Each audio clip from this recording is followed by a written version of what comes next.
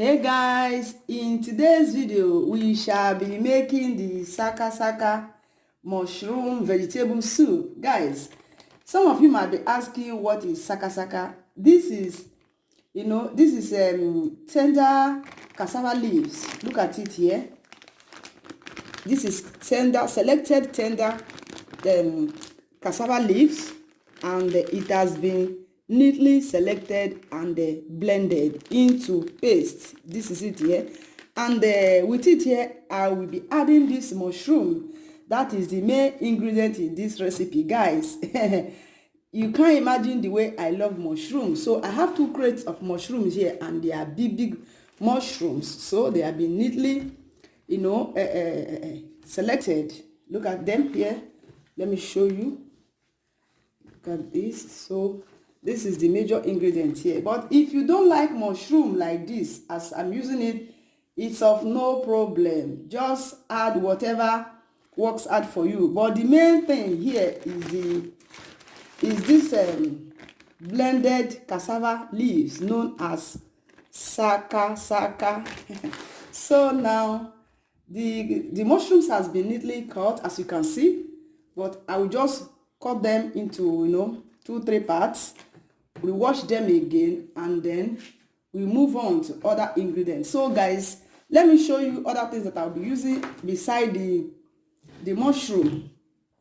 I'll be using, this is beef.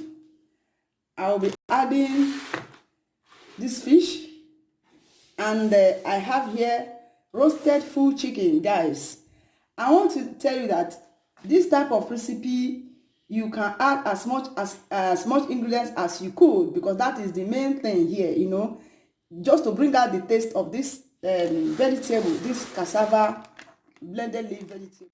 Okay guys, so other things I'll be using here is this is shrimp powder.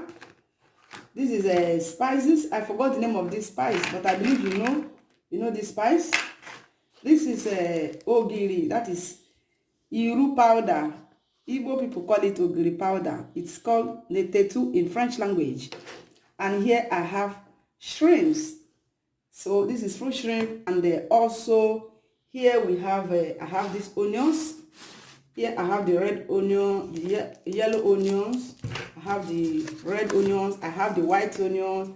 I have 2 fresh habanero pepper and 2 cooking cubes, guys, of course. So that is also some of the things I'll be using in making this,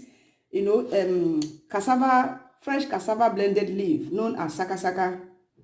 And here I want to talk about the thickener you will be using. You can use here is pistachio, that is egusi. Here is peanut paste. Here is cornstarch, and here we have the one we call banga, that is palm nut paste or palm nut cream, as you can see. But I will be using this one. The reason is that I will not be using palm oil, so I will just use this one both as my thickener, soup thickener, and at the same time it will give you that reddish palm oil sort of color. So you can use either this as your paste, you can use this as your paste, this cornstarch as the paste, you can use groundnut paste as your thickener. Sorry, use them as thickeners. I'm trying to talk about thickener. Use it as your thickener. You can use peanut paste as thickener. You can use your egusi pistachio, that is melon seed, as your soup thickener. Better still, you can just use your vegetable like that. Cook it as as a fresh cassava leaf vegetable. If you don't want to add any soup thickener, as I'm adding so this one will be our soup thickener, the palm nut cream. This one, concentrated palm nut cream. Okay guys, so right now I will be adding the meat, and as I add the meat, I will now add the cooking cubes. So I will add the cooking cubes. You see, I didn't add water. This is because I want the entire stock, to get into the meat first before adding other ingredients. So, and I will add little salt this time.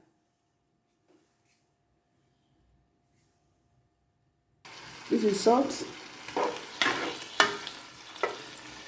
And now I'll be adding some of the palm nut paste.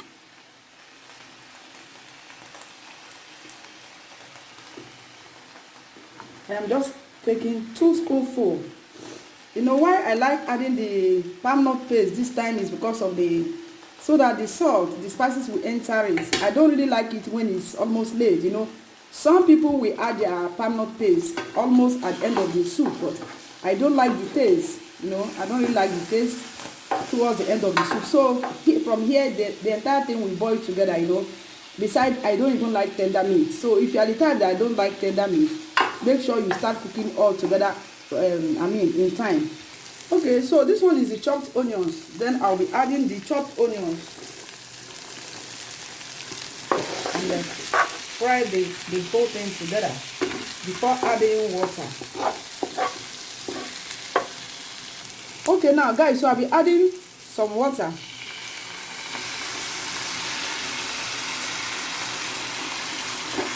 And allow it to begin to cook this time. Guys, watch out the way you put water, because the way you put water might depend on the consistency of your soup. So that's just the game here. So now I will cover it and allow it to boil for just 2-3 minutes, and I'll be adding other ingredients. Okay guys, so I will be taking this spice, and I will just be adding 2, you know, just to give it taste, and I'll be putting it into this blender and blending it. I'll be adding it, the blended spice, and now I'll be adding the fresh pepper. Now I'll be adding the fresh pepper, and give it a very good stir. Now we shall be adding observe that up to this moment I have not added any water again. This is because I want the whole thing, you know, to get infused into each other. And at this point, guys, it tastes so yummy, because if I had added water, you know, much water before this time, it will not have that, you know, it will not give me that taste that I really wanted, because of the thickener that I use, that is the banga. So now I will add water to cook the rest thing. So just add little. Now the whole ingredient has been infused, and that is now I will add the smoked chicken, and then I will add the grounded shrimps. Now guys, I'll be adding the mushroom. So it means the soup is almost done. You know, mushroom is like vegetable. It's vegetable anyways. So I will turn it, and then just in a second we add the cassava leaf, and that is the soup ready. Okay, now so it's time to add the sakasaka leaf.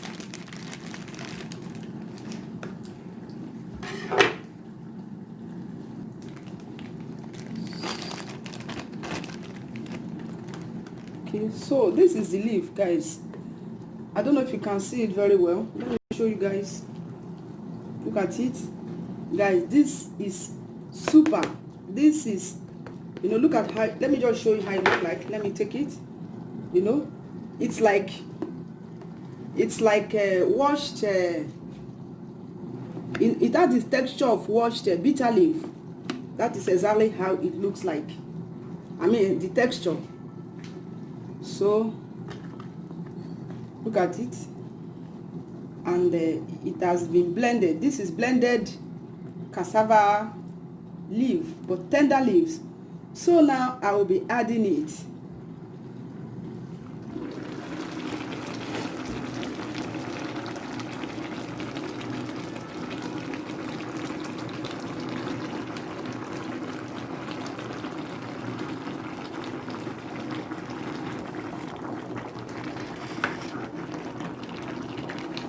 So you can see I didn't overwater it. That is what I'm trying to explain to you guys, because of the thickener that I used. And I want to quickly say something here concerning the thickener. If you can observe that I started the thickener with the meat, because some people will always add their, if they were to use the palm nut paste, they will add it by this time now. And I have tried that version. It will not give you that good taste. If not, otherwise it will just be tasting raw. It will not be well cooked. But when you add the palm nut paste from the foundation, from the origin of the cooking, by this time it was have cooked.